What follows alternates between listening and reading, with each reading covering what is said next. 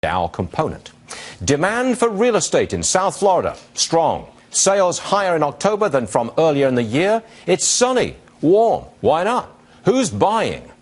Well, I'll tell you. One of the well, no, I'm not going to tell you. Our guest is, and she is one of the stars of $1 Million Listing Miami. Samantha DeBianchi is with us right now. Samantha. Hello. Is it correct? What proportion of really upscale homes in Miami are bought by foreigners? What is it? 50%, 60%? What is it?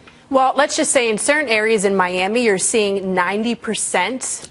90% in specific areas. Put a dollar value on this. If it's 90% of homes over what, 5 million sold to foreigners, or 1 million sold to foreigners? Not too much. We can say about 750 to a million. As low as that? Yeah.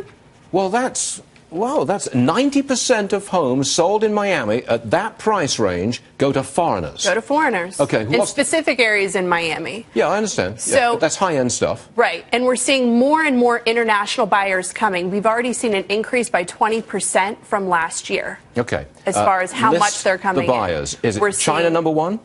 China's not number one. For Miami, we're talking about South Americans. Which country? We have Brazil, we have Argentina. You're being very specific today. I like it. Of course I am. Yeah, I like it. News business.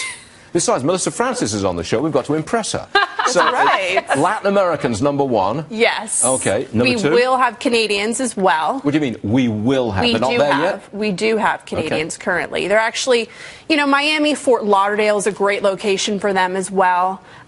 We have Chinese buyers, which have increased this year as well. So Miami's a great place to be buying. Why are you laughing? Because you Why just are said, you laughing? Well, Fort Lauderdale is a great place for Canadians as well. Are you being nasty about Fort Lauderdale? There. No, I live in Fort Lauderdale. You live in Naples. You have a place in Naples. We need to move you over to the east side. Oh, no, there's no comparison. On. No, the I know a good realtor. Is the place to be. You know a realtor? Pretty good one, too. Okay, let's get serious. The foreign buyers, 90% buy $750,000 or up, 90% of foreigners. Do they pay all cash? Most of them? They do pay all cash. And it's interesting because, you know, they can go over asking price because of the currency. And, you know, people, we talk about this and we boast about it, and it's all great and dandy that we have so many international buyers, but is that really a good thing?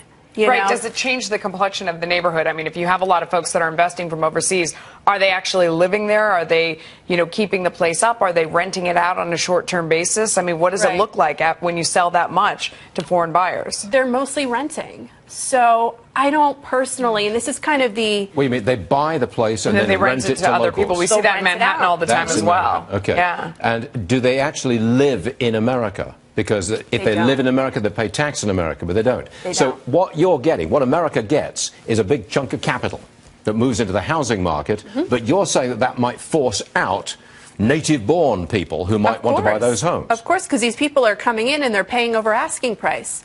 They're putting all of the people like me, you know, out of the bidding war. But you would never turn down a sale on the grounds that it's a foreigner, now would you?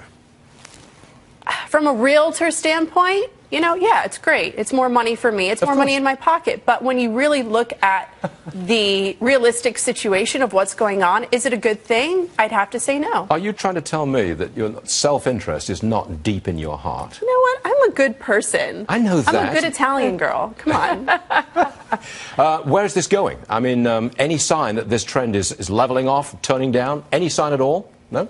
It's on the up. So it keeps increasing. I don't see how that's going to change anytime soon. I don't know. I mean, we're looking at a slowdown in China. You talk about, you know, Russian billionaires and millionaires are the ones that are coming in and buying in a lot of spots. You see the price of oil has dropped dramatically. That's taken a big bite out of what's going on in Russia. So it does seem like there's some potential for a bubble in these two specific groups that are doing most of the buying. Does that concern you? Well, but then they're taking their money and they're pouring it in faster.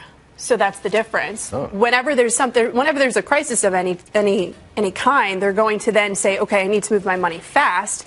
And they put it into real estate because in South Florida, or just, you know, in the U.S. in general, but South Florida is number one. I hear there's a lot of English people go to Fort Lauderdale. Is that true? Maybe. I thought, yes, it is true, actually. Yeah. Samantha DeBianchi, thank you very much indeed for joining us. Always a pleasure. Thank you. Thank you very much.